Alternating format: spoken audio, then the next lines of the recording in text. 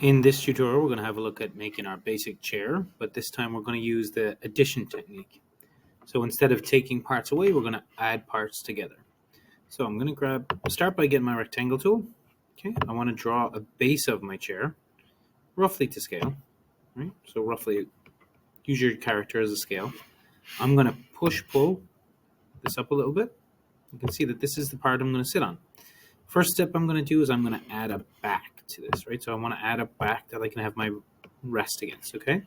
So I'm going to get my line tool. I'm going to draw a line. So let's zoom in a bit. I'm going to draw a line across the back, roughly where I think is a good spot. I can always change this. And now I'm going to push-pull. Now that I've made two segments, I can push-pull one part, roughly to where I want it. All we've got left to do is add our legs underneath. I'm going to orbit underneath. Okay, I'm going to get my rectangle tool, or remember our shortcuts. I want to draw my rectangle on the corner. I'm going to click and drag to draw. You can see I'm starting to draw a rectangle on the base here. Okay, I'm going to place it. I can always resize it. I'm just going to orbit a little bit. I can always resize it after I've made it anyway. Okay, now I can pull it down. I'm going to repeat that process on all four corners.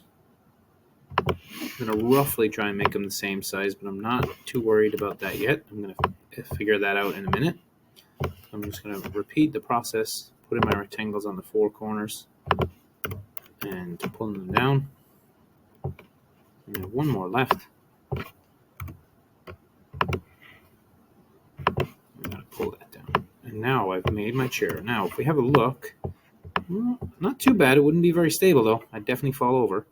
So what I'm going to do is I'm going to make all the chair legs the same length. Okay, I'm going to use this longest one here as my guide. I'm going to grab my push-pull tool. I'm going to grab the bottom of one of the other legs. I'm going to push and pull it. So I've got my push-pull tool clicked. I'm going to stay holding it, and I'm going to move my mouse over to the bottom of the leg. I want them all to be the same sizes. And you can see that dashed line there. That's showing me that that leg I've got push-pull now is going to match up with those other ones. So I want to repeat that with the other two legs. Grab it, hold it,